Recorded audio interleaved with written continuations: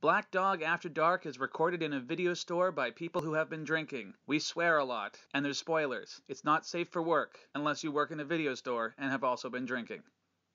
This is the truth. The Surrey Peacocks. Google this if you want. Surrey Peacocks? Surrey Peacocks. All I hear is Surrey Peacock. Well, there's that too. All right, you primitive screwheads, listen up. Roger, Roger. What's our vector, Victor? I have come here to chew bubblegum and kick ass. I know that, Mr. Man. They also call them cereals. I'm not stupid, you know. The story is ludicrous. You can imagine where it goes from here. Fixes the cable. It was one of those strange nights that could ruin your whole day. In a big way. Dad, it's happening. This is it. This is really it. This is the big one. This is a joke, right? It's really happening. We'll all be dead if we don't get out of here. Make a list for me. People who we want to bring along. We gotta get Julie. Who's Julie? Stop and let me off. I don't stop for nothing. Jump! Don't hurt me. If it doesn't happen, I'll pay you. What doesn't happen, man? I'm dreaming. That's it, I'm dreaming. Love can be exciting, even terrifying. Julie! I love you. But nothing could prepare you for an experience like this. Miracle Mile. Listen, I'm just a guy who picked up the phone. But by the way, listen, we should start the podcast. This podcast should begin with Darren saying, please cut that part out. I don't want anyone to think I don't know anything about Dick Gregory and then start it. Don't say that. Right from the bat, let's just say we cannot talk about this movie without ruining the ending for anybody. Yeah. So if you haven't, spoilers. this is going to be full of spoilers, because especially you can't talk about this movie without talking about the ending. Oh, yeah, no. So anyways, the ending's a bit of a downer, and the studios would not let them. They didn't want to pay for it. They wanted a happy ending. Spielberg was going to be on board to produce it. That would be interesting. Had to change the ending.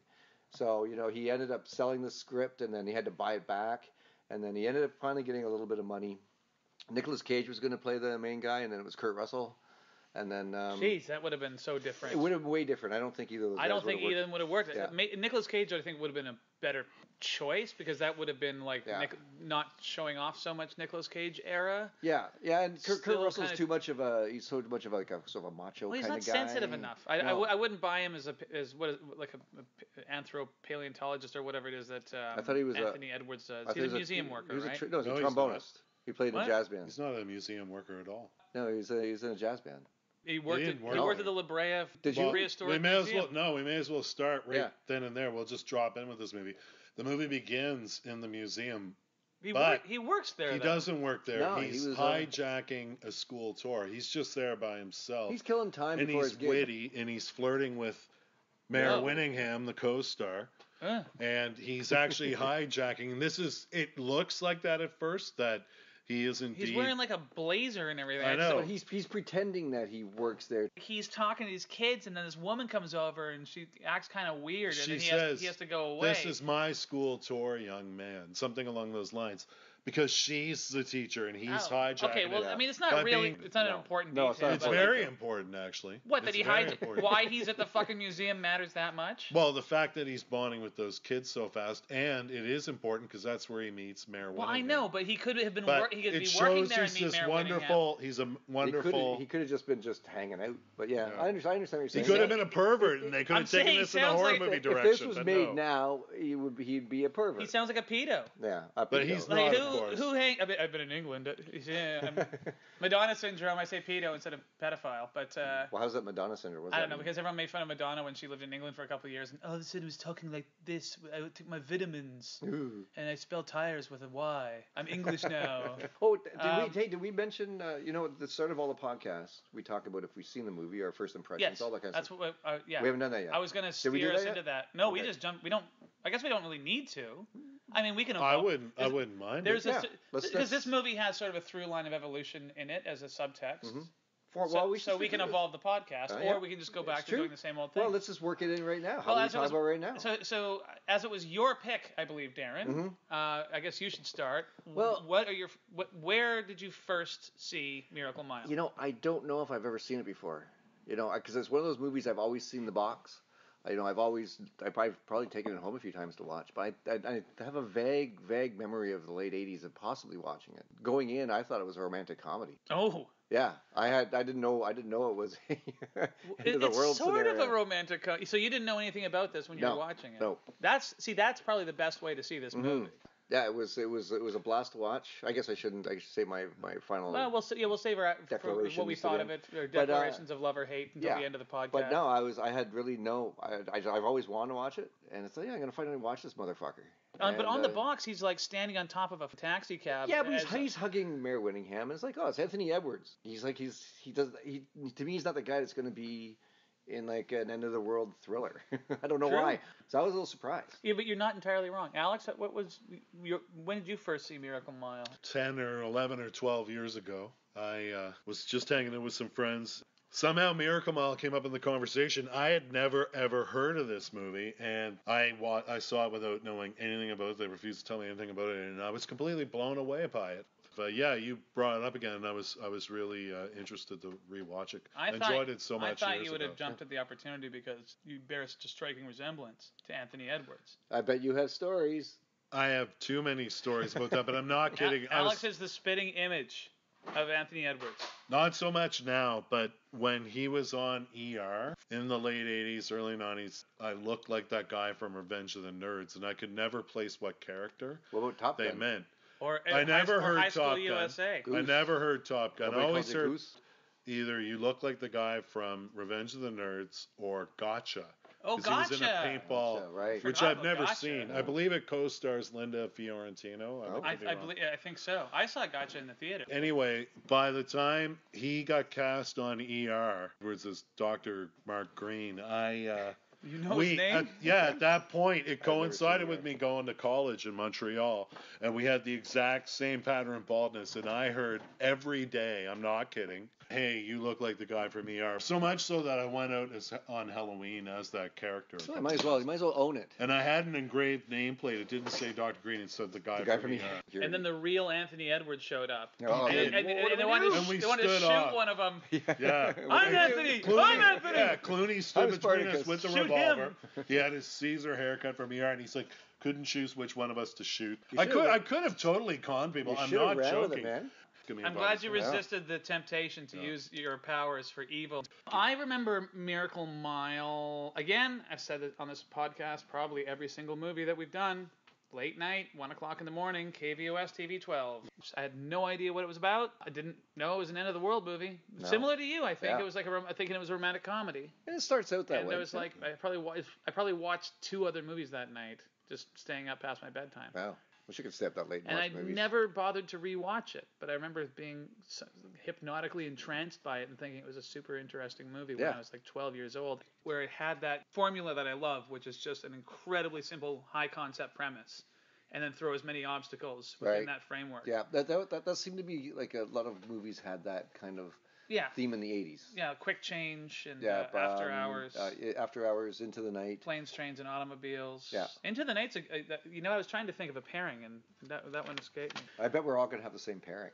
I think we already know yours. Well, we'll wait to the end of the. Mine's the best one though. Shall we just kick off the plot? How does it start? Well, Mayor Winningham and Anthony Edwards meet in the museum. It's by the La Brea Tar Pits. By the La Brea Tar Pits, yes. Yeah, which I was always fascinated by the La Brea Tar Pits when I was a kid. Me too. Because Bugs Bunny was always trying to get there, and he hung a left at Albuquerque. At Albuquerque. Well, I actually had a model of like a woolly mammoth, like going dying in the tar pits as like a saber-toothed tiger was leaping on it. Yeah, it was my favorite model. It's a stupid saber-toothed tiger. I know. What are you jumping on that thing for? You're going to how much food can you eat before you yourself have to jump off? I'm aware of that. There's there's a reason why they're extinct. That's because they're fucking morons. Because they're stupid animals. Yes.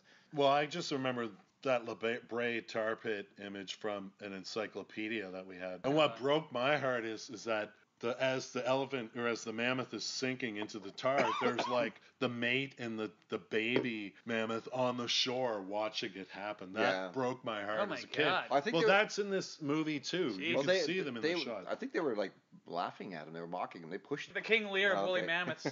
There's a weird. That's a long way to go for a not funny It was payoff. it made me laugh. So Mayor Winningham and Anthony Edwards meet at the I'm assuming the Museum of Natural History in San Francisco. L.A. We're in L.A. Is the La Brea Tar Pits in Los Angeles? Yes, it Okay, is, in yes. L.A. Whatever. The whole thing takes place in a very small area. It takes place of in Los like a Angeles. 5-block radius. On the Miracle Mile. So it's an area of Yeah. Los Angeles called Miracle Mile. Before I Yeah, start there's actually not that much plot, so we can just whiz through well, it. just There's as a some really as a interesting sub-theme, like extinction. Because the movie opens with Anthony Edwards in the museum, and he's actually watching. You don't realize he's watching it yet, That but it's a Cosmos- short film about evolution. Yeah, yeah. And Anthony Edwards is watching it, and Well- basically it basically stating right there, one of the themes of the movie is that, humanity, if you want to call it that, is just another step Just another in step the in line the- of evolution.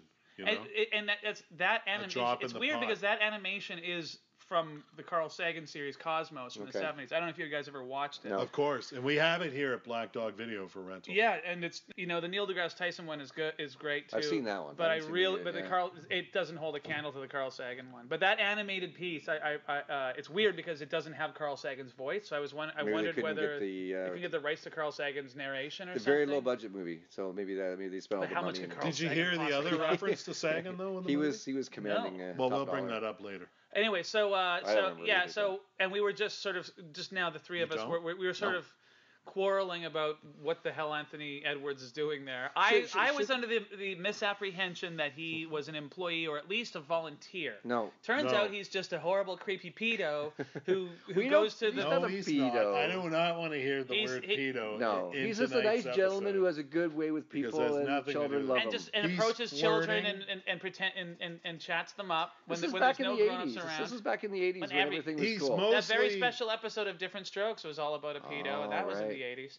Showing off to impress Mayor Winningham, who also happens to be. So he's goofing off in front of these Yeah, little yeah. kids. He's Because being she's totally she's into friendly. pedo. So when I was watching Uh, when I was watching, I thought they knew each other from somewhere else or something like that because No. they seem to have like a connection immediately.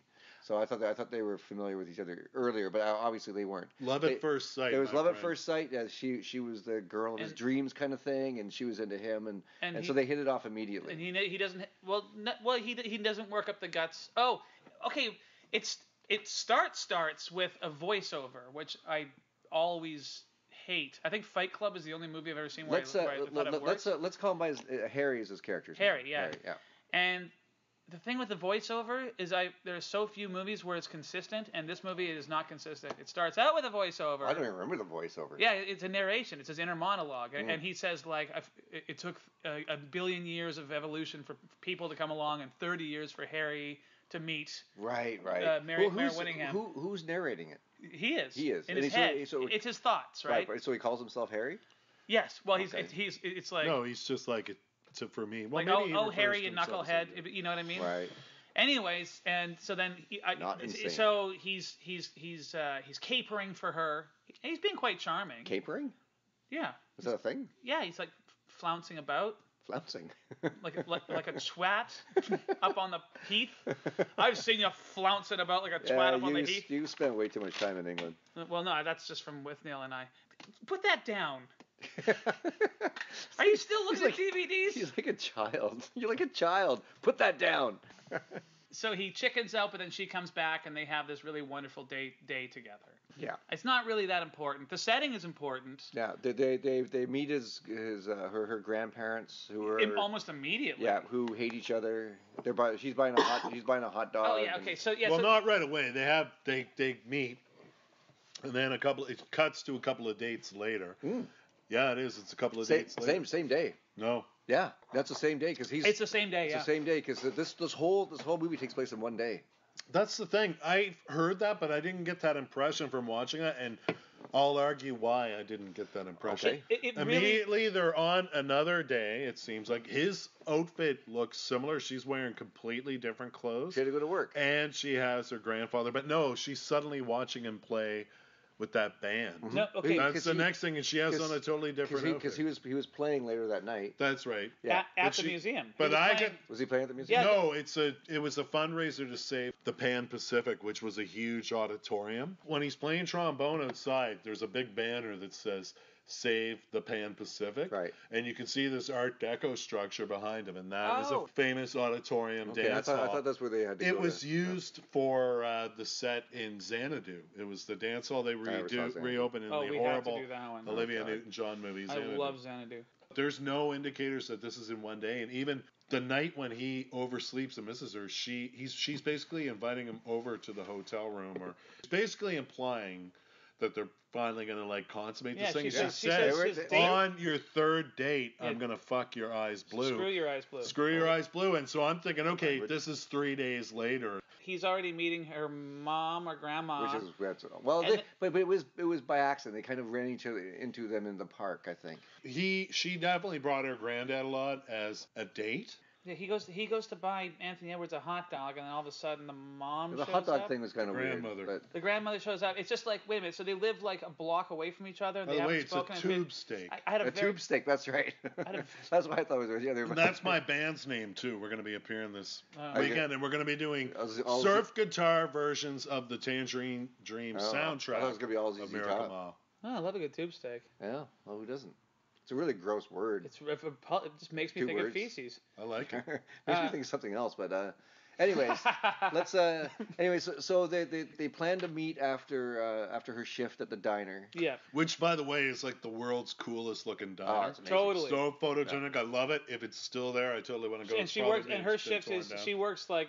Seems like almost graveyard. Like she works until 1 o'clock in the morning or something. Yeah, midnight. She works till midnight. And he has to go home and get some sleep at his hotel. Yeah, because he wants to be fresh. So he can bone all night. This is when she says basically they're gonna have sex, as she says on the third date. Anyway, so then he goes back to his hotel and there's a power outage and he oversleeps. How is the power outage caused? I remember him throwing a smoke out the window. There's that and too. And a pigeon grabbing the smoke and taking it to its nest. You're right. That's an incredible shot. So you're right. I think. Wait a minute. Is that what caused the blackout? He caused the power outage by giving a pigeon a smoke, who took it back to its nest because he thought it was something. That's completely brilliant. You're right. That is what it is. And then it look at us pointing out things that we totally fucking missed that. Completely impressive shot. Yeah. No, I do remember the bird, whichever kind of bird it was.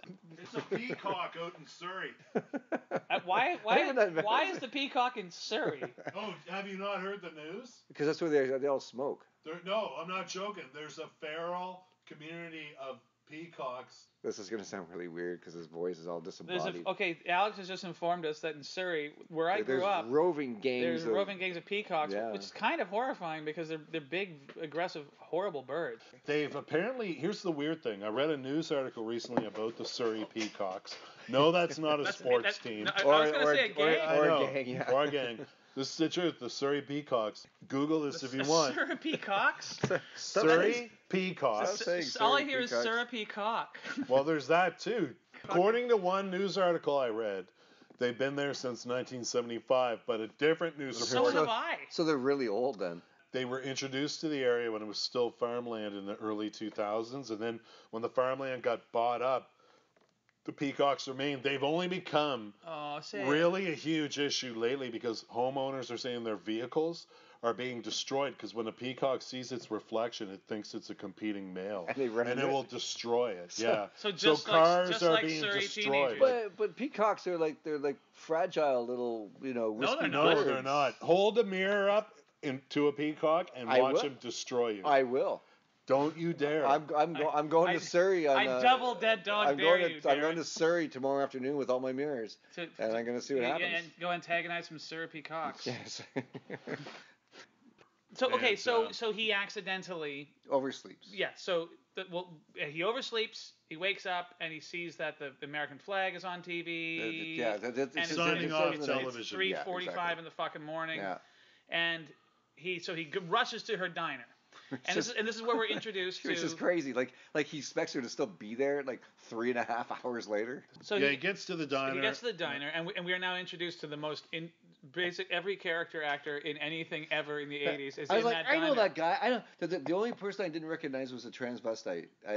Everyone else was like, I know that person. I've seen that person. Hey, that's that girl from Star Trek. Yeah, That's it was that guy Denise, from that thing. Denise Crosby, the psychiatrist from Terminator, is in this. The heavier guy is a poor man's Charles Durning. Yeah, so all the freaks are there at 4 o'clock in the morning, and so he gets her phone number from The waitress. Yeah, and see, I've seen her before here's somewhere. why I think Alex's theory that this was not a one-day date, because the waitress seems to know Harry really well. Well, because I'm sure. I bet she talked about him. She didn't know who he was when he got there, but No, she knew when he came in, and he said she's disappointed, isn't she? And then she goes, well, wouldn't you be, Harry? Like she had already met this guy. I'm not sure if that was the. He was at the diner. There was another scene at that diner earlier in the film. What that we didn't watch? No, he drops her off at the diner. She's like, no, I have to go to work, and I'll fuck you after work. And he's like, awesome. I don't remember saying that. Yeah, well, I don't remember saying that either. I'll screw your eyes blue. It happens at the diner. Well, this is the remake that Dylan's envisioning. Didn't he have Miracle Kilometer? It's going to be a Canadian version. Who's going to play the female lead opposite you? No, it's Molly. What's her name? Oh, never mind. Griswold? No, the fucking Parker. Molly Parker. Yes. The only Canadian actress in Molly Canada. Polly. He gets her number and he goes out to the phone booth, the phone booth, which has been ringing since he first showed up. There's a lunatic who's kind of roaming the streets, a doomsday kind of espousing lunatic who's roaming the streets. And when he first walks into the diner, the phone's ringing but he answers it after he uses the phone. But it is ringing when he first arrives. Well, because I was yes, please. I was watching with my wife, and I looked at her and said, if you were by a phone booth and the phone's ringing, would you answer it? Yes. And I said, we both said yes immediately. Of course, I would answer that. Me too. Why not? And there's this weird homeless guy kind of walking around. Well, that's a really cool theme though that's explored in this film. By the way, I don't think it's some cliche that should be dismissed. There is a ranting lunatic in the film.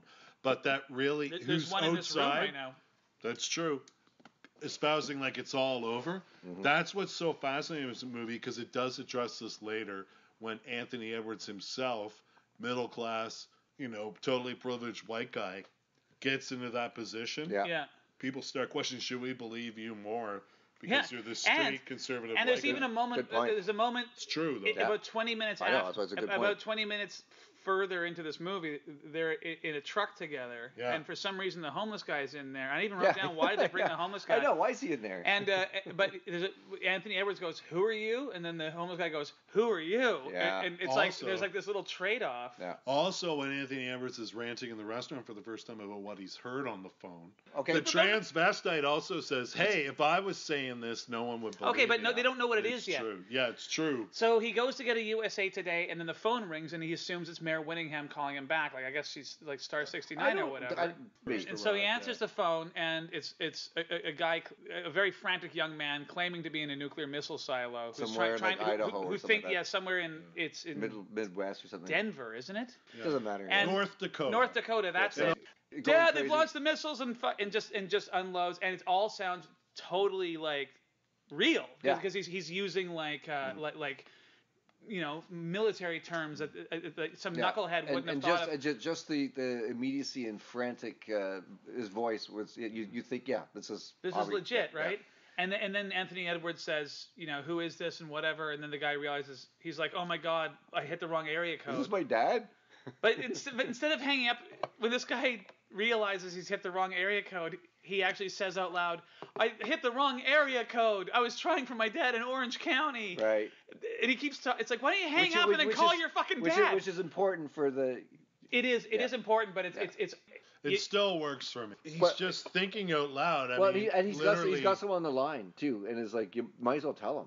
You got someone on the line, full panic. And then he hears like a military guy come in, and you hear machine gun fire. Yeah. And then another voice says, it's one of my favorite lines in the movie. Forget everything you just heard and go back to sleep. Go back to sleep, yeah. It's such a fucking good line. Yeah, it's actually give you chills right now because it's such a creepy line. I think he even says something about running a trace. At first, they're like, "Do you want us to run a trace?" And he's like, "Well, there's no point because everyone's dead in an hour and 10 minutes anyway, right? Like, there's no point." Because I remember thinking well, how come like I thought 5 minutes later they'd be surrounded by military vehicles, but I guess if you're going to launch nukes, it doesn't matter. This is also 1989 when they don't have that technology to know where that's coming from that fast. It would take them a while to trace that call. So the guy has to keep him on the line for 3 minutes. Yeah. So what's the weather like out there? Yeah, what are you wearing?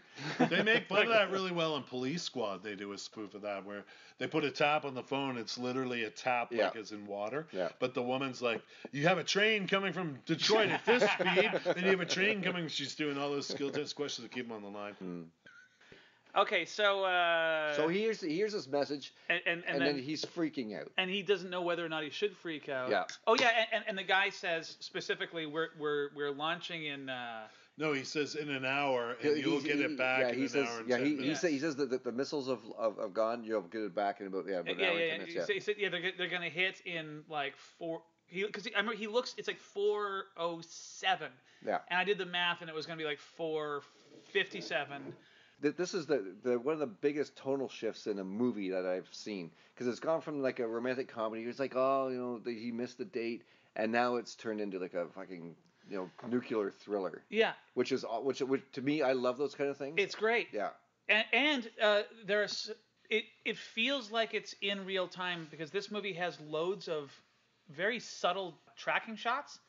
Like you gotta see a movie and they want to really blow your mind. Ooh, it was all one take, which is it's really fucking obvious. But sometimes it's cool. But no, sometimes it's cool, but sometimes it's just like, oh, this movie sucks, and you're trying to make up for it by having this impressive tracking shot. Right. But in this movie, it actually lends itself to the story and the way everything plays out. He bombs into a glass door. Well, he runs right into a fucking glass door. Right.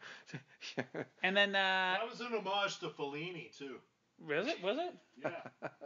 So then he goes into the diner and he sits down. Well, he doesn't know what to do. And and the waitress comes over and he grabs her arm rather abruptly, and then he takes the coffee pot and he pours milk into the coffee. He's like, "Can I have the?" He gets a little belligerent. He's fucked up because he thinks he doesn't know whether it's legit or not, and he's starting to freak out. But because he's being so belligerent to the waitress, it's the chef. And he was somebody. The cook was somebody. Yeah, he wasn't a chef. He was a cook. And he's got a gun. And, and he's like, "Dude, you're all fucked up." All good cooks should carry guns. And nobody believes them. And the transgendered person. Well, they're not necessarily transgender. She's just transvestite. I just want to say. Okay, I don't know what I can say. The dude who looked like a lady. Aerosmith says this is obviously a fucking prank. Yeah. I'm only referring to the character, by the way, and I do want to be serious about this, as the transvestite, because in the credits they're credited as such. I think one person refers to that character as the name Roger. Roger. Yeah. Roger is going, this is obviously a joke. And then Denise Crosby whips out her giant phone. There's a woman, and she's starting her working day at 4:00 in the morning, and she's reading the Los Angeles Times. It's the Wall Street Journal. Turns out, and again with the coincidence, but I'll allow it. Turns out Denise Crosby has friends in high places. She's some kind of government worker. She dated a guy who worked at the nuclear plant. She whips out her her hilariously it's like a brick. Yeah, it is. With some antennae on it. It's like a 24-hour party people phone. If you've seen the movie, I have, but I don't remember the.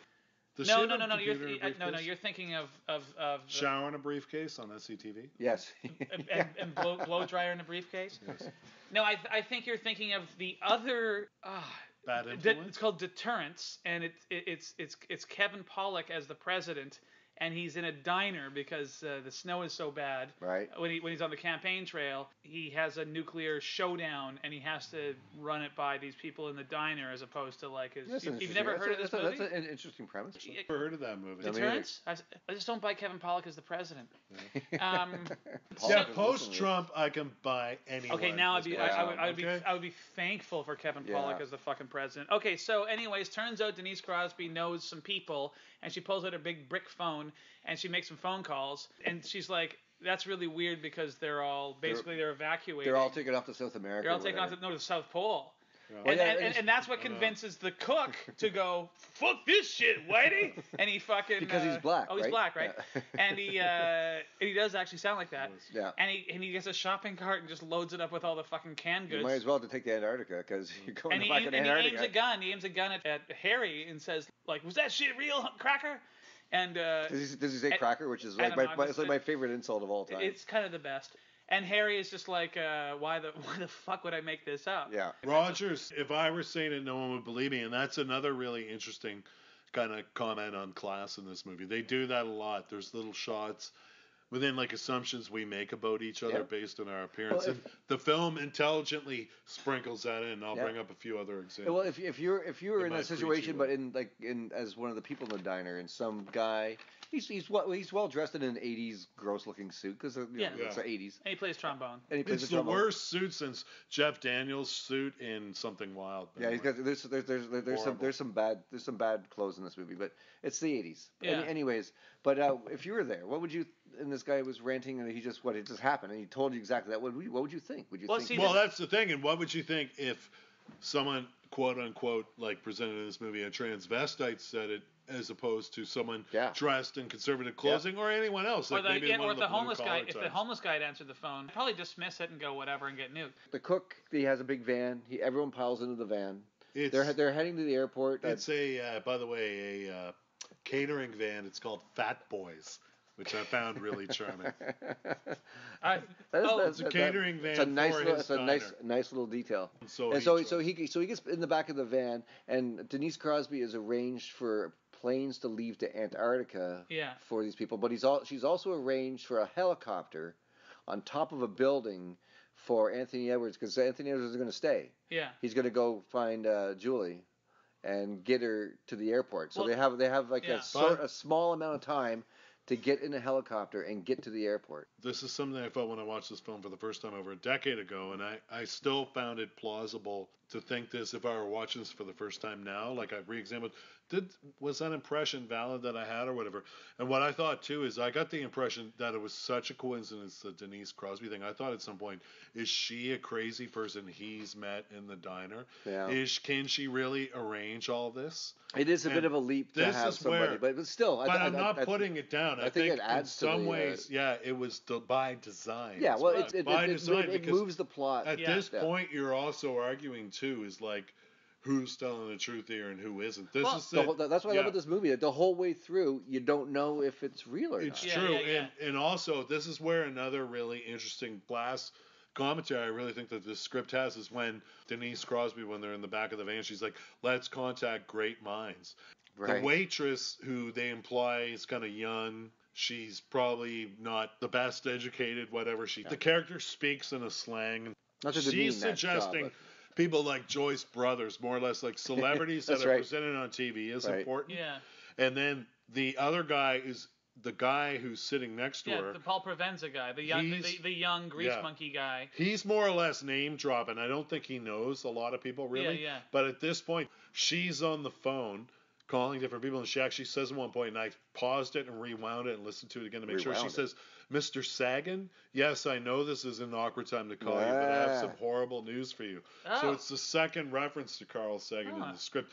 Maybe the director was still about. Or maybe it was Bob Saget. I didn't have on the. Could have been Bob Saget. Because you want to have someone that's funny. No. Maybe not as funny.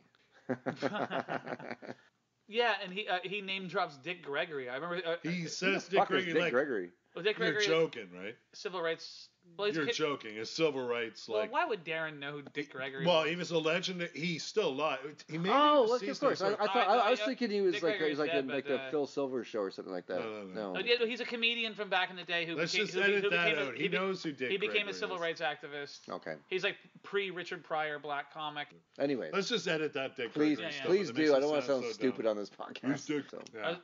The black cook guy is driving, and Harry is like, we have to stop and pick up Julie, and he's like, yeah, no, sure. And so then Anthony Edwards, it turns out the cook has no intention whatsoever of going to pick up his girlfriend, so he has to jump off the back of the truck onto an on-ramp. There's that great scene when he's lying on the on-ramp and he thinks he's about to get hit by two motorcycles. So he thinks it's a truck, but it turns out it's two motorcycles that whiz right by him while he's lying there.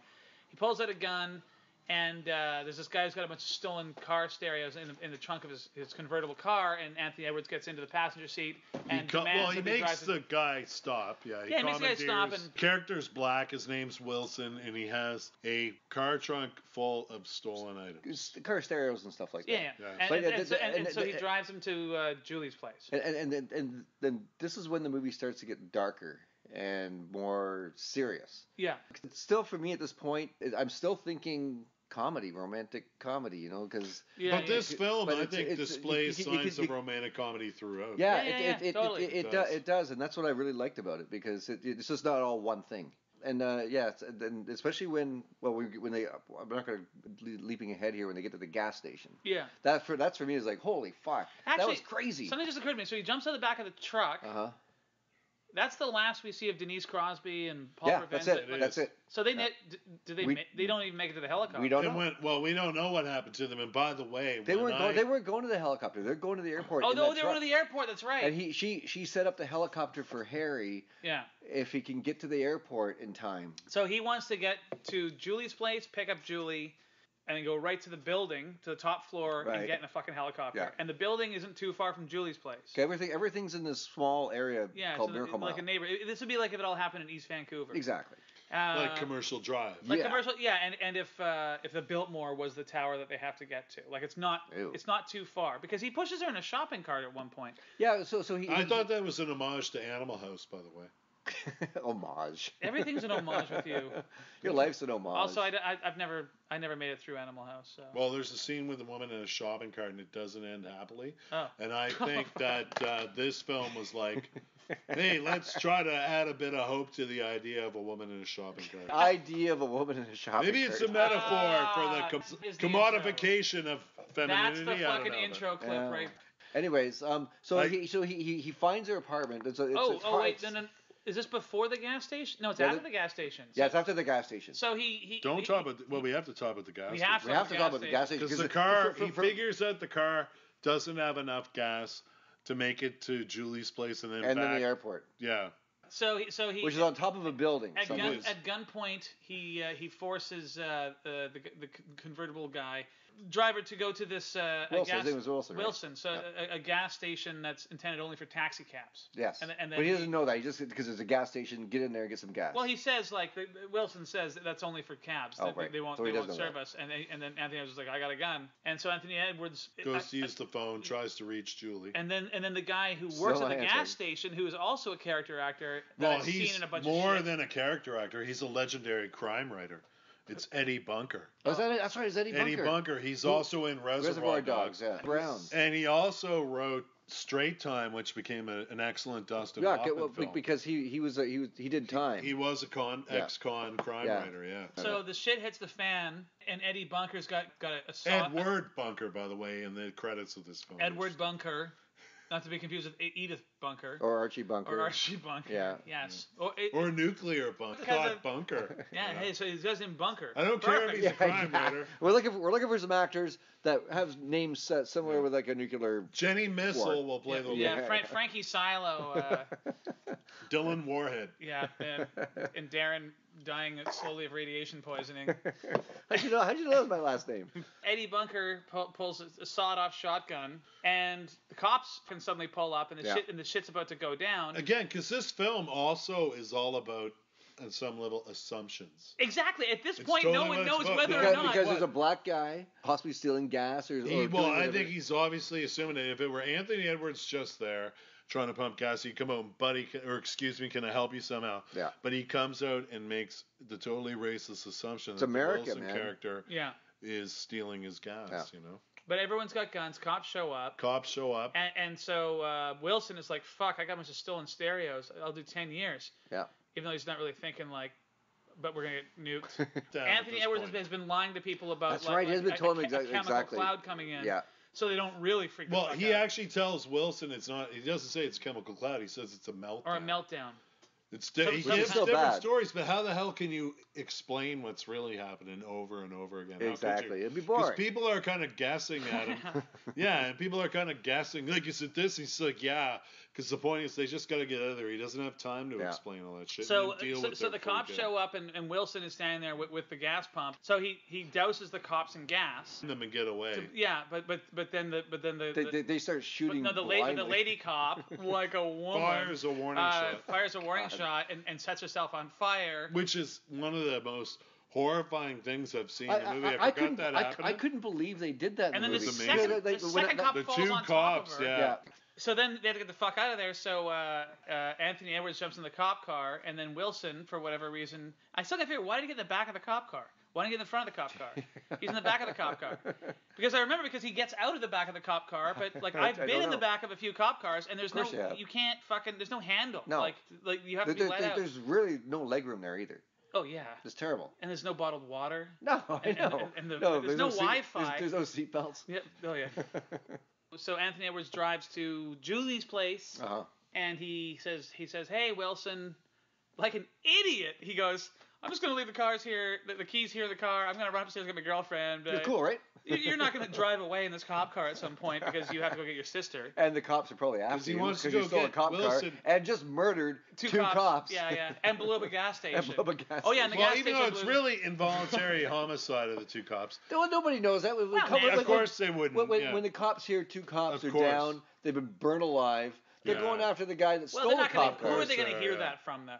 They eventually bring it up because they refer to them as cop killers. Well, how did they find out? Because the gas station blew up. So fucking Johnny Shotgun, Edward, your best friend there, what's his name? Eddie Bunker. He blows up in the gas station. Johnny Shotgun. There's no witnesses. You're implying that police can't jump to conclusions?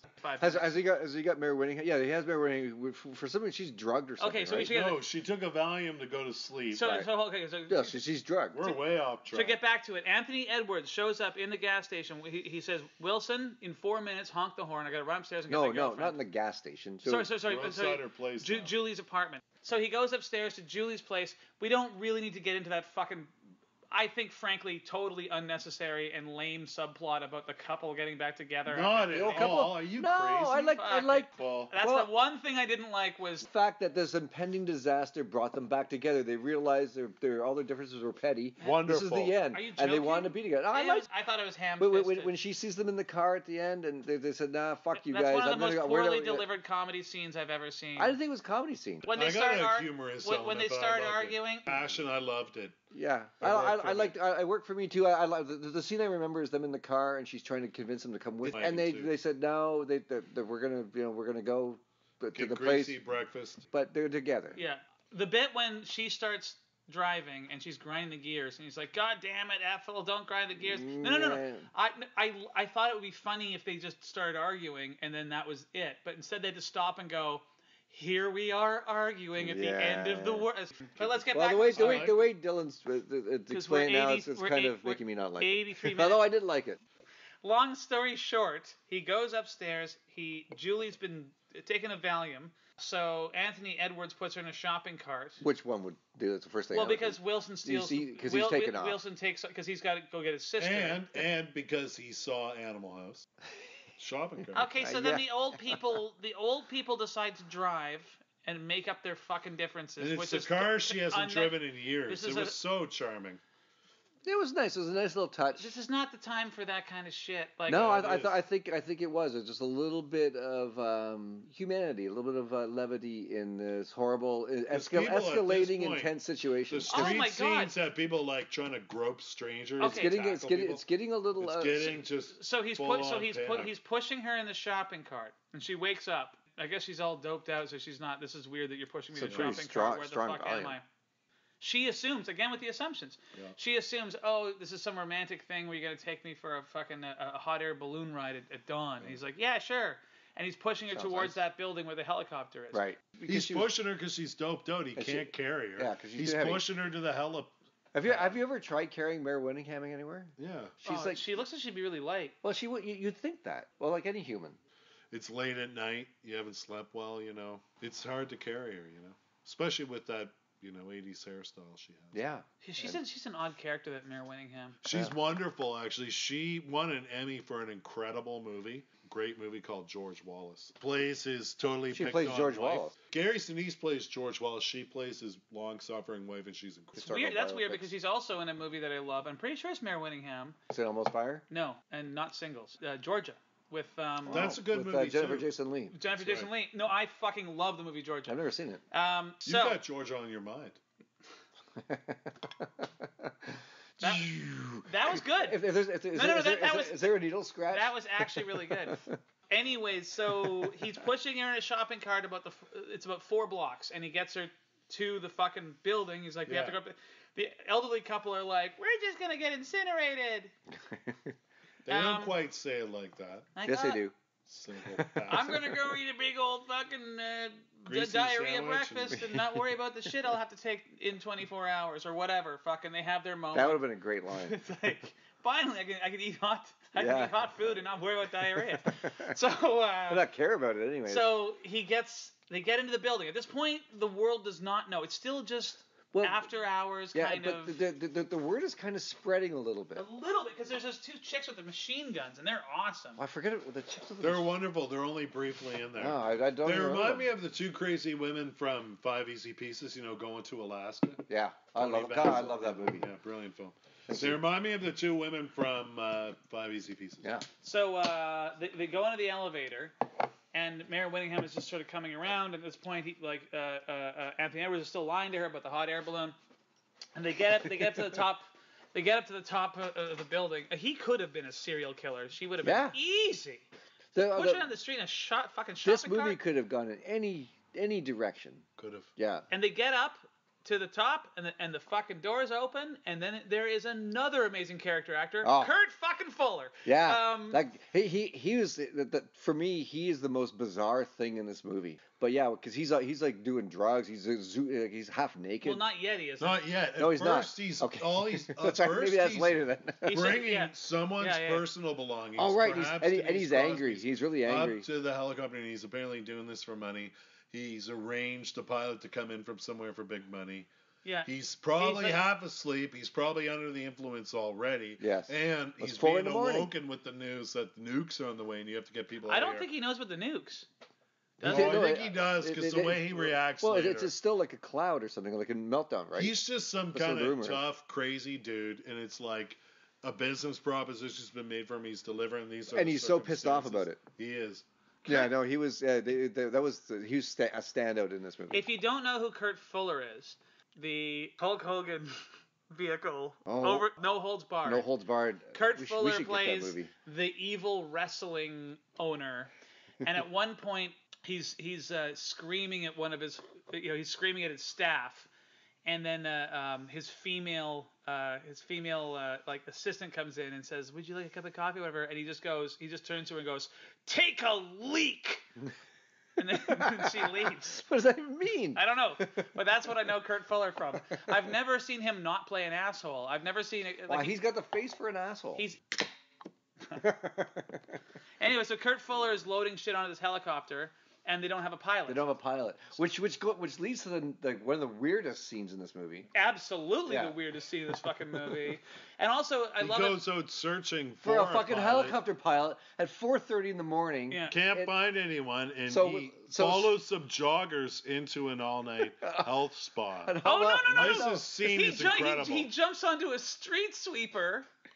And asks the driver, and it's the guy from the diner earlier, isn't it? Yeah, no, it's the poor man's Charles Durner. Yeah, he's and it's brilliant because he's blowing him off, because it's kind of like if someone ran up, if we left this podcast right now, and some guy ran up to us on the street and said, "Hey, the world's gonna end," and you ignored him, and then you saw him again tomorrow saying the same thing, you'd be like, "Fuck off!" It's such a great, brilliant. It's only been about a half an hour. But already you're trying to forget this shit. You're like, you caused a panic in the diner. I'm going back to work. Oh, fuck you. I couldn't figure out why you said fuck you, because I didn't recognize the guy. So Anthony Edwards has to find a helicopter pilot, so he follows these 3 joggers who jog into the fitness. 80s, 20-minute workout clothes. He strolls into this all night, which is really gym. busy, which is bizarre. It is, but here's the thing. He's got his gun and he's like roaming through this night gym, and it's another, looking for. He's looking for a fucking helicopter pilot. Yeah. In a night gym. Yeah, and it's great. It's and again weird assumptions. And it's one of these tracking shots too. It's one take. Like it's a really interesting one take shot. And he's just going to person, going, "Can you fly a helicopter?" There's a guy he's wearing a suit. He's like on the Nordic track. He's sweating hard, and this dude comes up. Can you fly a helicopter? It's amazing the reactions people have. Some don't give a shit. Some freak out and run away. Yeah. And then he goes. And he goes into like the I guess what do you call it when everyone does fitness aerobics, I guess. Aerobics class. And he shoots the stereo and he's like, "Does anyone know how to fly a helicopter?" And it's like 20 people in this class. Yeah. Well, it's L.A. But and he lies. He says that it's like for a heart transplant, I believe. Yeah. Something like that. Or a heart operation. And then he goes through a door. This is one of the few critiques I have of this movie. He goes through a door and he's like, "Does anyone know how to fly a helicopter?" And immediately a guy goes, "I know how to fly a helicopter." And it's that guy. He was the bad guy in Cobra. He's got that big fucking face. He's a weird looking dude. Yeah, he's a weird looking dude. It totally works. Movie. Bad. And there's unnecessary full frontal in this scene. Did you know notice that? There isn't. There isn't there at is. all. No, there is that, but it's not unnecessary. Oh. I don't there remember is full frontal, but it's not. Full on nude. Right, yeah. Like, and the thing is, it's not like he bursts into a locker room and someone is totally naked. The person comes walking out of the locker room into the fitness completely naked. They've heard a gun go off at that point. Well, it's As LA. they fired the gun, they're freaking out. But yeah, there's a lot of bit of hanky-panky. I also like the fact that it was like almost like a reveal that he's gay. He goes, yeah. The pilot goes to get his companion. He says, Leslie, come on, we gotta go. And of course, you're expecting Leslie to be a woman. Well, Leslie is a woman. No, it's a dude. That wasn't a dude. Yeah, of course it was. It's a and because he says, you got a problem with that? And again, the film is about the whole assumptions. I totally thought that was a chick. And really? No, it's definitely a gay lover. But I also love that about this movie because again, challenging the assumptions. It's like Harry fucking he miraculously, and this is where I'm starting to think this is why it's called Miracle Miles. He actually finds a helicopter pilot, manages to negotiate money. Probably the biggest leap of faith in this movie is finding a helicopter pilot in an aerobics night gym at 4:30 in the morning. Yeah. He doubts he can do it. Who agrees to do it? But he expresses doubt he can at first. Like there's certain instruments, but he's like, I'm a pilot. I can fly helicopters, but he's not playing. And I don't mean this at all as a put down of the fact that the character is revealed as gay. The way he talks at first, when he agrees to kind of do the job, he comes across like he might be crazy, like he can't really do it. Well, he's in a gym at 4:30 in the morning. He is, and he's also playing it that sort of like very eccentric, like his reply and stuff. So again, I got the impression the first time I saw this, will it happen or not? And that's what I love about it is that. As we find out later in the movie, he does deliver the goods. I said I'd be here. Again, defying the expectation. Yeah. This film really sticks up for underdogs. It's true. Along the way. Yeah, it's a very cool movie that way. Totally agree with you on that. Really does. Sure. I think especially at this time in the 80s, when it's way easier to make fun of those people. Yeah. Than to actually empower them and give them give them some. They're tiny little parts. Yeah. But they really do reinforce it. There's really, I don't want to sound heavy-handed, but there's like a message there about, the assumptions we make about people and who will really come through for you. Mm-hmm. Yeah. And we all get incinerated at the same rate. So we're all equal then. Yeah. Then does he go back to the... So he says, go to the building, I'll meet you on the roof. And then he gets out and chaos is breaking out on the streets because the word is out. Does he see Julie running around the streets? He leaves her at the top of the building. With the fucking crazy guy? Yeah, he leaves her there. But the guy doesn't seem totally crazy. And there's also the guy doesn't seem crazy. He just seems grumpy and pissed off, and you're going to settle for that in these circumstances. Sure. She talks to the other guy who's loading up the helicopter, and she says, a helicopter for a hot air balloon. Because she doesn't even know what the fuck's going on. And then he goes, what hot air balloon? So I think she goes down to the street. I think she follows Anthony Edwards down to the street. Well, she said she's still... Now this shit is starting to... Because people are phoning their fucking friends and whatever. Cars are crashing. Like, the word's gotten out from that elitist circle. And then a cop car comes out of nowhere and smashes into a department store, which is one of my favorite fucking shots ever. It's a great moment. Well, isn't this when they're in the department store and they're trying to elude the police? No, not yet. They're outside. Yeah, a cop car smashes into the window of like the Macy's or whatever. Right. And then By the way, and Julie runs in. Right. To see if anyone's okay, and then Harry goes in looking for Julie. The building gets surrounded by cops, and they're like, come out, and all of a sudden they just all run away. And that's my favorite moment in this entire movie. Then you know shit's going, like it's totally going down. So a cop car smashes into a Macy's. They wind up inside, and turns out that it wasn't driven by a cop. It was driven by it's Wilson again. It's Wilson who got his sister. Went and got his sister. And she's been shot or whatever. They look like they've both been shot. They die on the escalator. They die on the escalator again. That homage to the silent. But when does he give the gun to Mayor Winningham? Remember, there's the point where he meets up with her again on the street. And hands her a gun and is like, take this. Because people are literally coming up there just to grab her. Being all pervy because people are just losing their minds. The world's ending. I'm going to do what I'm going to do. So it's a great throwback. Anthony Edwards jumps on the roof of a car at one point, and the guy wants to like shoot him. Well, that was and nuts. He's crawling under cars, and there's a guy run over, and he's holding a Variety. Yeah, I had to pause it to check on this, but I wondered if it was like a reference to the line earlier where Roger the cross-dresser said, about the initial phone call. There's a million out-of-work actors in this town. Yeah. He does say that. Frank says, here's a run-over actor. It's just still clutching in the Variety, yeah. When they're in the department store, it's one of my favorite reveals. So Wilson and his sister are dead, and now it's Mayor Winningham and Harry, and the cops are outside. They're like, come on out, cop killer, and all that. And then and Harry realizes, okay, it's been like over an hour now. You triggered this is a misunderstanding. People have died. You it's still better than a nuclear war. And at this point, I genuinely believed, oh my God, there are no nukes. Like I thought that was going to be the fucking twist ending was that it wasn't real. But then all of a sudden, the fucking the real cops just leave. But who knows why they left?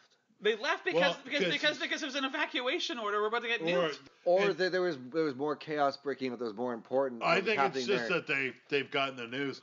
I just found that so creepy when they're in the department store. Oh my God, they're fucked. And all of a sudden they realize there aren't any cops outside anymore and what's going on. Like, then they go outside. And now this shit hits the fan, and this is where he gives the gun to Mayor Winningham. Right. And it's when he sees the news. There's like a TV store, and he smashes the window so he can hear what the. Because everyone's standing there looking at the images without listening. But yeah, smash the fucking window. Like we don't really need to hear it.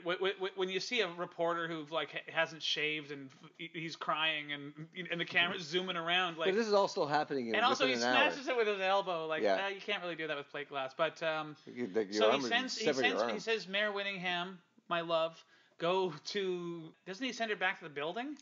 So then he goes back to the fucking diner to try and phone the guy's dad, which I thought was a nice scene, but that's totally unrealistic. Nobody would do that. Yeah, I don't buy that. I believe he would do it.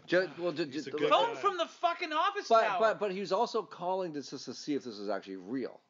That was another confirmation because he also deeks because do you have a son?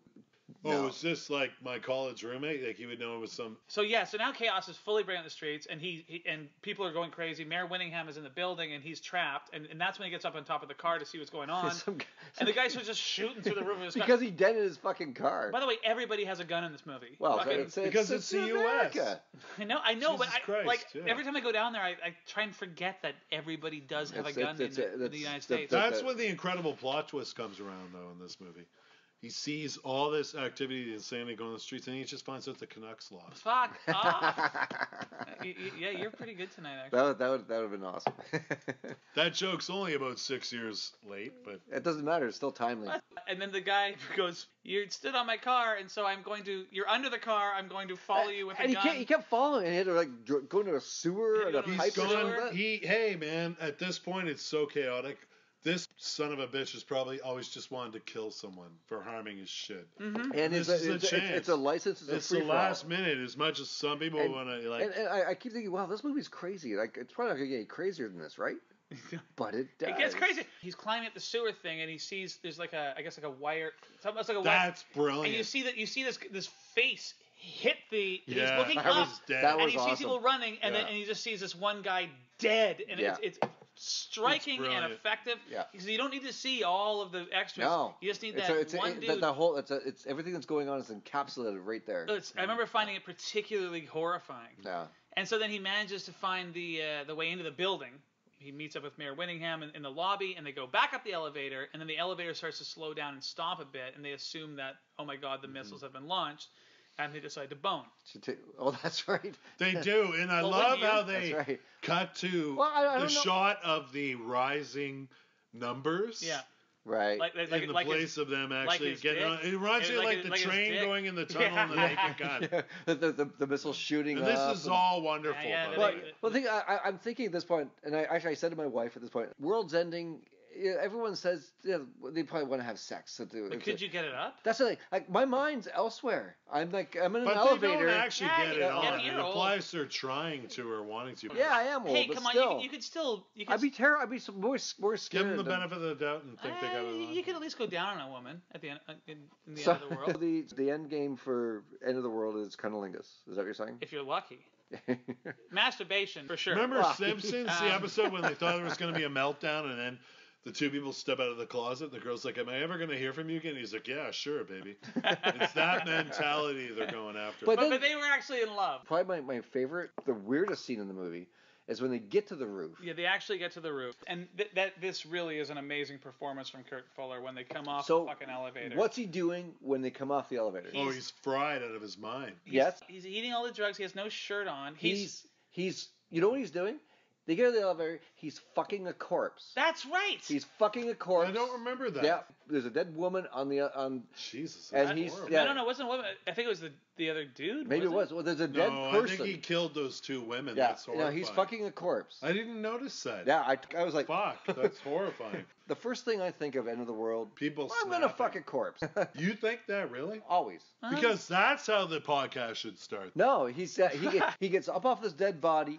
He does up his pants. I didn't notice that. And he's like, sort of embarrassed, but he's crazy. Yeah, that is what he was doing. I didn't notice. By the way, we should point out one thing. I don't know if you guys noticed it at the beginning of the movie, but this is true. I'm not trying to be a smartass or something. We all, I believe, watched the full frame version. It was actually a pan and scan crop version. That's, as far as I know, it was a terrible all that's available on DVD as of now. At least those are the copies we have.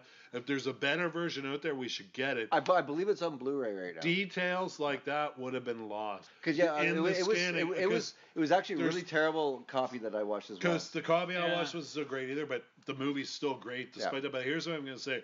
If you're going to put a detail like that in a movie, it's got to be clearly visible. And when I'm saying this, it's not a criticism of the filmmakers. It's just a bad transfer. I didn't see that. Because that's utterly horrifying. Yeah, because I looked at my wife, I was like, he's just fucking a corpse right there. I was like, a dead corpse. He was having sex with that corpse because it's end of the world. He's out of his mind on drugs. He's out of his mind on drugs. He smashes a wine bottle and drinks the broken glass. Yeah. He's going out to he's almost cheering on it was my favorite part of the movie. He's incredible. I didn't notice that grotesque detail. He's just embracing the inevitable. By the way, the skyline he's looks also when they emerge from the elevator shaft, the skyline is totally polluted looking. Well, it could just be from the local riots, but it could also be that nukes have hit elsewhere on the planet and pollution's just everywhere. It's L.A. The sun is coming up. It's just a haze. Morning in America. Especially back in the 80s when everyone was just they were doing their best to pollute. Yeah, no, I think that's just what L.A. looks like. Also, but with fires burning because there is riots happening at the base of the building. Yeah. At this point, the top of the building, I totally thought of the Dancing with Myself video by Billy Idol, where he's rocking on the top of the building and nuclear mutants are trying to climb the way up. It's like an I Am Legend music video. I believe either Toby Hooper or George Romero directed it. I can't remember which director did it, but the video he said Isn't Dancing with Myself about masturbation? It is. And it's originally a Generation X song, but he re-recorded it as a solo single. And the video is so similar. At this point of Miracle Mile, you could almost splice in Dancing with Myself music video. That'd be weird. That'd be the creepy fan. That'd be weird if they went up there and Billy Idol was up there. He's just dancing. Dude's like fucking corpses next no music. Yeah, he's just dancing with himself. Jerking off. Oh, jerking off. I really love the scene when Kurt Fuller is just like he sees the two missiles. So now we finally have confirmation that first you see one not hitting. You see one from America. Well, they're taking off. Yeah. And then two of them, and he goes like, "God damn, that's going all the way to Tijuana. And he's just fucking loving it. Tijuana's not very far from L.A. They're not gonna be nuking Tijuana. You're expecting logic from a guy who's fucking a corpse? True that. But I just remember as a kid, like, seeing that weird shot of Kurt Fuller holding his eyes, and he's got some weird foam or something in his mouth because he's so fucked up on drugs. He's got no shirt on.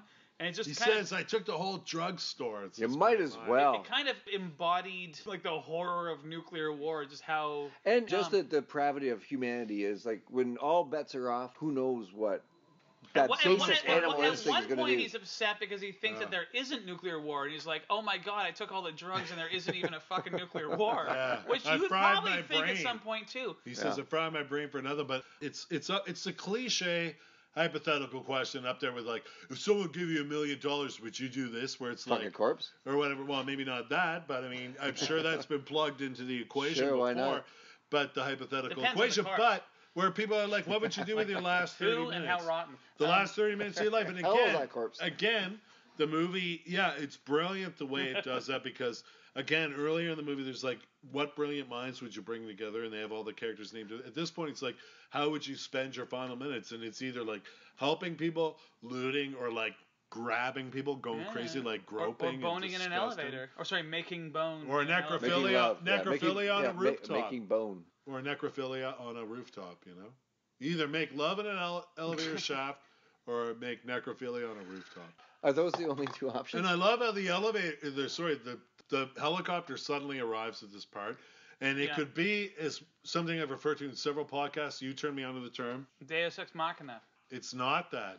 He arrives, and the thing that saves it from totally being Deus Ex Machina. The thing that saves it from being that is that the pilot has. What happened to that guy to get there? Brilliant class criticism that the helicopter pilot we met in the gym, the night gym, who 1980 standards could have been some kind of freak.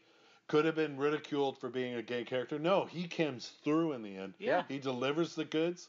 We're all doubting the fact that this guy is a helicopter pilot. Not only is he a pilot, he's a man of his word. He came back and he saved the day. And he's wounded. And he's wounded, too. Well, I don't think he quite saved the day, but he did his best. Not quite, but he's on... Well, I don't think anything could save the day in this movie. No, but still, again, this movie just impressed me on that again and again. Just like Bishop and Aliens. Yeah? Fucking poor Kurt Fuller. I hope on IMDb it's not I was gonna say is yuppie corpse fucker. That's what it's saying on his gravestone. The guy who fucked a corpse in, in it's Take a Leak. It would be Here Lies Kurt Take a Leak Fuller. Is he dead or is he still No, alive? he's not dead yet, but he will. Well, he will be someday. He's not long for this world. So anyway, along comes Billy Cobra. Billy Eiler, the guy from pilot. Cobra, the Cobra. And the axe murderer. Although I gotta wonder, right? Cobra. Like, even if they get to the airport, I'm like, what? So you're just gonna fly in an airplane while nukes are going on? Well, that's what I'm thinking. Like they're trying so hard, and like they're trying so hard to get to the airport, to get on a fucking plane, to go to Antarctica. Yeah. Who wants to live in Antarctica? And then what are you gonna do there? You have no clothes. You're in LA. You're wearing like shorts and a t-shirt or whatever. Well, if you had 1 hour to pick a safe place in the world, you know what? If I'm given that option, I'm taking off all my clothes. I'm standing in the park, arms outstretched, just fucking waiting a corpse. for Kurt Fuller to come along and mistake you for a dead person. I'm not. I'll be honest. I have no interest in living in a world that's destroyed and have to live in Antarctica. Nor do I. I don't care. By the way, my favorite response in this whole film, again, the so-called transvestite character, a.k.a. Roger. I'm just going by the credits here. Sure. Who just sits in the diner. They're all like, let's go. Do you want to come? And this character's just like, no, I'm staying here. That character's not in the diner later when they happen to pass by there again and look in. There's like a dog in there and stuff. Who knows? Who knows that? But I would just kind of stay put to what I was doing. I'd just like finish that beer. I've always thought that about the end of the world, nuclear war. Like, even if you do survive, what is left? It's fucking, The Road or Mad Max or just some horrible, worst situation you can think of. Not interested. I just, I'm 53. Exactly. I've had a good run. I'm cool with that. I'm just not going to live in a world where I can't watch bad influence. We could be like the Postman and just rent movies out to people. Maybe hang out with Tom Petty. I guess he's dead now, but he's in The Postman. So we're so close to the end of this movie. Yeah. So they get in a helicopter, and then of course like the fucking crazy magnetic pulse or whatever. It's like an EMT or something like that. Yeah, it fucks up the helicopter's navigational, yada yada yada. they crash into the La Brea tar Of pits, course they which do. is something I had totally forgotten from the first time I saw Yeah, it. I think I love they just came Loved it. around right to And me then too. she's as they're sinking, she's trying to get out, and then Harry's like, "There's nothing up there for us." Yeah. But in the future, they may find us. they might find us in this. And then helicopter. you can see like a wave of nuclear horror. Yeah, like Yeah, you the hear part the of the screams sky that's still. Yeah. It's really cool. You see like a flaming mammoth, like the mammoth You know, statue. I'm thinking like, would I rather die in the nuclear explosion or drowned in hot tar or whatever? Like, no. Would it matter at that point? Yeah, I'd rather just die in the nuclear explosion. No, it no, wouldn't matter at that point, I'd but rather, I'd rather drown in tar, and then they can find me in the future and clone me, and then I can come back to life. But it wouldn't be you. In the awesome future. But it wouldn't be you. Yeah, It'd but be a clone of you. but it would be me effectively. I would be I'll take being preserved in hot tar over being incinerated with a bunch of morons any day. And I love the fact that they refer to each other as diamonds. You know. Yeah, it's because really, that's that's sweet. That's what that's what dinosaurs got turned into and stuff. Diamonds sounds more romantic on the script page than fossils. I don't think it's that much of a bummer of an ending, really. In relation to everything that's going on, they have this one very sweet, beautiful. They do, moment. and also Before what's they the, drown in tar. Yeah. And what is the one guarantee in life? Death and taxes. Taxes as well, but death, yeah. And it's like, you know, Not that's me. just, I think this I'm is not gonna die. really I'm not paying taxes. yeah, it's a kind of look. I mean, we don't necessarily croak at once like they present this film, but I don't want to sound like I'm patronizing to the movie. I love this Patronizing, movie, Alex. Patronizing. but the bottom line is it's better late than never. They found love when they did. Yeah, but they never got to bone. He didn't even finger bang her. You don't know that. You don't know what Well, happened. like under the tar, like. Oh. So is that they're gonna find their corpses, and he's got his finger. is that what love is to you? Is finger bang and that's it? It starts that way, yeah. But if you don't even get a finger bang, then I can't fall in love with you. But they should have been boning. You Like, get a weird sense of. all I'm saying is, I mean, that's what they were getting at with that hairy elephant. Even they got the fuck before he got attacked by a was saber-toothed that tiger. implied because I had a kid? Yeah.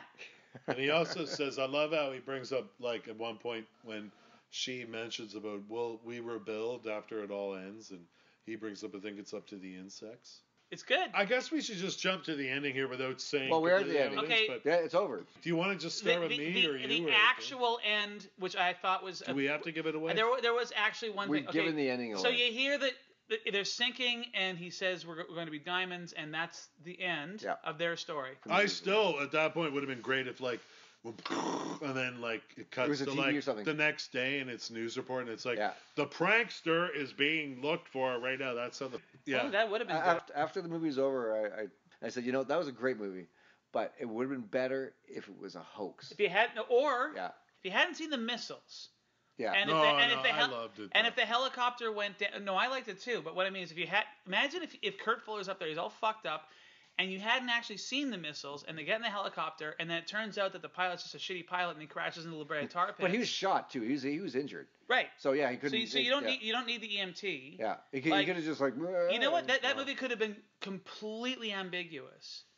Fuck. You know what? It would have been way better. But I don't know. I wouldn't say way better because I love the movie as it is. Because this movie was written in and he wanted to make it in 1980. Yeah. When I don't know if you guys remember being alive in 1980. Yeah, I do. Pretty at the height of the Cold War. Dude, I grew up Yeah. convinced that I was going to die in a nuclear Well, holocaust. I know all these movies came out like the day after and Threads and stuff like that, but they didn't come out to the middle of the 80s. This came out at the end of the 80s when that threat was kind of lessened. But if this movie came out earlier, I think it would have way more impact. It would have been a huge hit, maybe maybe not the downer ending. If it had actually come out in like the early When he wanted to make it. No, I think you're right.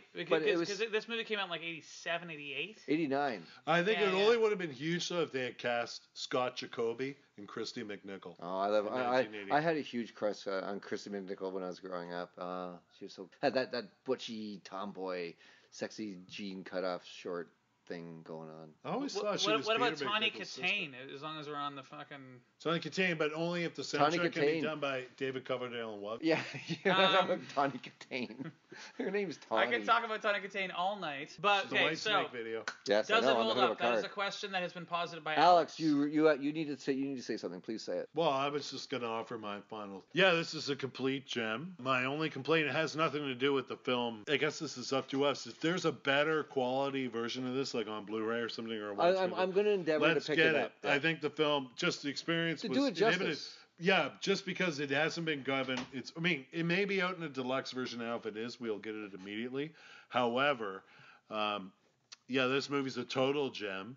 I just think the poor presentation I watched on the DVD, it has nothing to do with the filmmaker or nothing. It's just, that's the studio just putting it in whatever. But this is the truth. This movie is completely wonderful. I love this movie. I think it totally holds up. And yeah, I mean, you could argue a flaw here and there, but every film I think has it. But this one delivers the goods completely, I think. Yeah, I just really hope it continues to get more and more recognition. And it's also really cheesy of me to say, but they go on about being this diamond, they'll find us someday. At the end of the movie, I think that's even kind of a metaphor for this movie, unintentionally. Well, unintentionally, but really, it really is a gem. It's a gem from the 80s. It mixes all the genres really well. There's elements of complete horror in it. There's the rom-com in it. There's a thriller in it. There's a real conscience at work. That's corny to say, but there is. I think it's a really intelligent, awesome movie, and I always recommend this movie now that we have it at Black. You're at Black Dog Video. Someone comes in, they rent Miracle Mile. It's 2 for $1 Monday. What would you pair it up with? Well, this is the truth, and I hate to tell it to you, This is the but truth. Threads. Well, I didn't say a bad influence either. But Threads is a really great anti-war movie that we watched tonight. This film. Threads is heavy. Threads is I think the greatest anti-war movie Threads ever made. fucking traumatized me. Darren, final thoughts. It's funny because I thought I'd seen this movie before. When I was watching it again, I realized I may have. You're like, to be honest, I love this movie, and I watched it about 3 weeks ago, like even longer, and I've been thinking about it ever since. And amazing. I loved it. I could, as I said, as Alex said, I couldn't recommend it enough. I would like to get a proper version of it to rent to my customers because the version we have is kind of crappy. It's great. It has I like the tonal shift from you thinking it's a romantic comedy to it's like all out chaos, and it has cops being lit on fire, has necrophilia, a night gym. Yeah, it has everything I could ever want in a movie. Highly recommended. I couldn't recommend it enough. It's one of my favorite movies we've watched in the podcast so far. Oh, go high praise indeed. High praise indeed. Yeah. Of the 27 movies that we've. Now, and if I'm going to pair it up with a movie that part of especially after it descends into chaos and it turns into real time, just you're hoping it's intense. I'm gonna say After Hours, Martin Scorsese's After Hours, which was that you? That was one of mine. I had two just in case. But yeah, just because that just sort of everything just you run into a lot of weird characters and things don't go your way and it just keeps impeding you from your end goal, which I find I love, but so frustrating to watch. Yeah. It's almost like a dream you have where you're kind of running, but you can't get anywhere, and it's just so frustrating. I like Alex's recommendations of Threads in this, but that's pretty heavy. That's a pretty heavy double bill. It would be a bit much. Yeah, it holds up 100%. It's even better than I remember it being. This is a movie that I saw when I was 13 or something, and have been talking to my friends about. And you go to a party, you're sharing a joint, and you're like, "Have you ever seen the movie Miracle Mile?" No one's ever heard of it, and you explain what it's about. And there's really no way you can't really explain what it's about without giving it away. Yeah, because you don't want to give it away. Yeah, but just see this thing. It's a really great movie with a fucking killer soundtrack, by the way. Tangerine Dream. They did so many great soundtracks in the 80s. And so Tangerine Dream did all these great soundtracks back in the 80s, and yeah, they did I forgot about the soundtrack. Legend, I think they did Legend, that was Tangerine Dream. The soundtrack was amazing. It was just another element that made this movie. It was perfect. It was just the right. They were great on this. I kind of groaned when I saw them in the soundtrack. I know they're legends, but whatever. Look, we can't all be fans, all right? Yeah. I saw them in the opening credits. I was thinking, oh shit, I didn't remember that from the last time I watched it. They're so 80s though. They're so 80s. They were so subtle in this one. Yeah. But I thought the ending was clunky, but it didn't ruin the movie for me. I thought it had this weird, surreal sort of tone. I was going to recommend After Hours, but Darren fucking stole it. So instead, I'm going to go with another romantic movie. It isn't as chaotic, but I think it has a similarly beautiful love story set at the end of the world, and that is Last Night, directed by Don McKellar. Last Canadian Night's great. film, one of my favorite movies of all time. Beautiful, beautiful, beautiful. It would be like a peripheral take on this. Like if everything was going to hell and they just focused on two people on a rooftop. I had a really That's weird a really experience. good. That's a really good recommendation to go with this movie because it is set basically on the last night of the world. Maybe 99 even. Listen, listen. If we keep talking, we're gonna miss last call. So let's sign off. We're signing off. This is Dylan Reimer signing off. Thanks, Darren Gay. Thanks for listening. Hope anyone listen to this. Alex Chisholm signing off. Alex Chisholm. We are at 1470 Commercial Drive here in East Vancouver. 3451 Canby Street. Yeah, come on by. There's weekly specials. Find us online, www.blackdog.ca. Something like that. And come to the Rio sometime and buy drinks. Yes, do that. And contribute. Support the Rio. Support the Rio. And watch Bad Influence. The Black Dog After Dark podcast is recorded at Black Dog Video on Commercial Drive in Vancouver, Canada. It's presented by Alex Chisholm, Darren Gay, and Dylan Reimer. It is produced by Dylan Reimer and Darren Gay. Alex just kind of stands there and drinks beer. The intro and outro music was recorded by Tiger Burning Bright, composed by Jeff, who works at Jefferson's Barbershop, also on Commercial Drive. And he's a damn good hairstylist.